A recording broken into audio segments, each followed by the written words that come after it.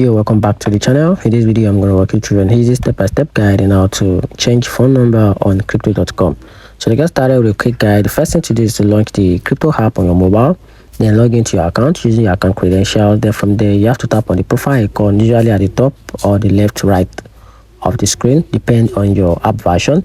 Then select setting, then tap on account. Then from there you have to look for security settings, then tap on phone number, then select change phone number. Then after that you have to verify identity. So to do this, you will be asked to complete 2FA verification from your current phone, then provide the ID verification if needed for security reason, then answer any security questions asked by the platform.